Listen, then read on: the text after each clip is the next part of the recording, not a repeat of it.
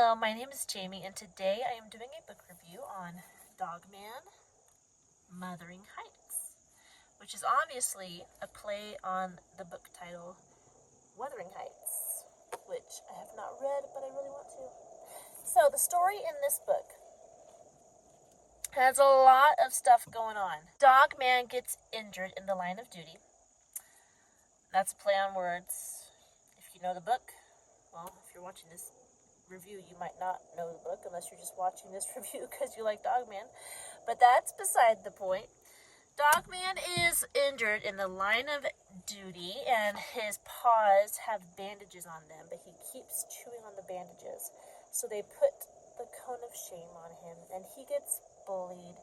And so Lil Petey and ADHD use the cone of shame to make like this big old suit. It's like mechanical. They actually switch it out. They don't use the original cone of shame.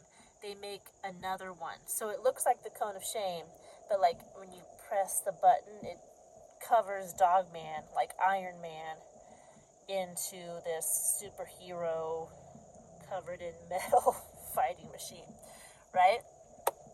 Another part of the story is Grandpa is in jail and he escapes from jail.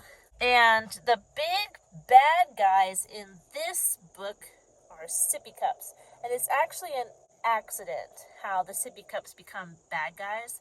They were left out by Molly and Lil Petey. Grandpa is trying to do something evil with living spray, and I don't know what the other one is called, but it's a spray that like makes things get bigger. Sarah Hanoff is doing this piece on Petey, so you get like the whole backstory to Petey, what happened when he was a kitten, what happened with his mom and his dad and all that stuff. And while that is happening, Grandpa sees that Petey has some living spray in that other spray. So while he's trying to steal the living spray and the other spray, he accidentally sprays the sippy cups, and they become the big old monsters that are the villains in this movie. So it seems to me that there's not one villain. It's just kind of like Grandpa is a villain that it's like he can't really do what he sets out to do, so the villains are what he accidentally creates because he's not very good at being a villain. He's just good at being a jerk, pretty much.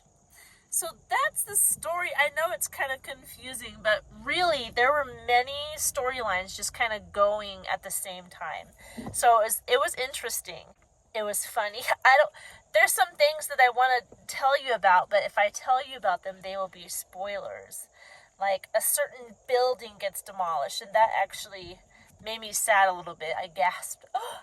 And hearing about Petey's background was a bit sad. But I cried more about that in the previous book, which was Fetch 22. No, Grime and Punishment.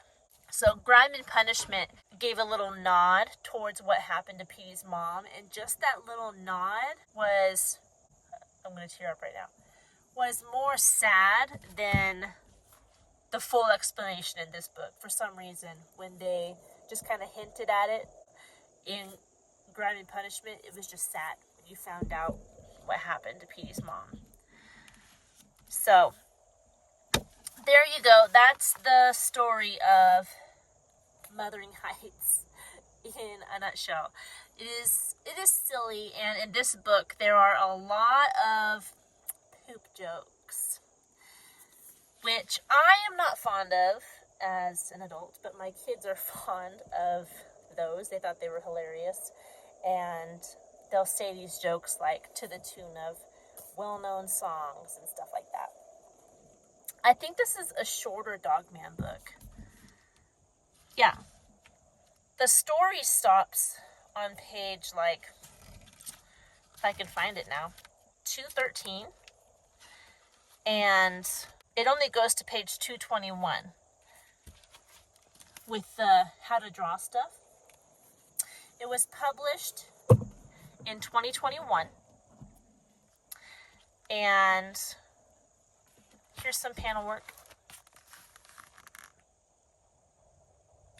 Very cute, very wholesome, very funny. I wanted to show you. Where is it? Oh, here it is.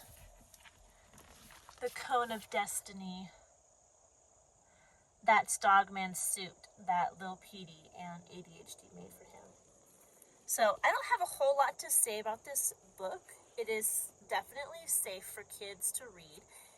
It is goofy and it has little lessons here and there. This is not one of the books that has a bunch of lessons.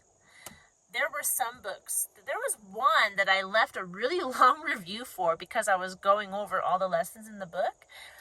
This one's more just fun, which is not bad. It's just enjoyable, you know?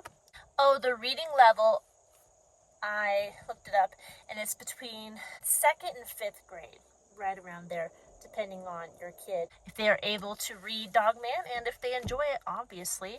So there you go, Dogman, Mothering Heights. That's all I have for you today concerning this book. If you have any questions, leave them in the comment section. Don't forget to like this video, subscribe to this channel for more content like this, and I hope you're doing well. I'll see you in our next video. Goodbye.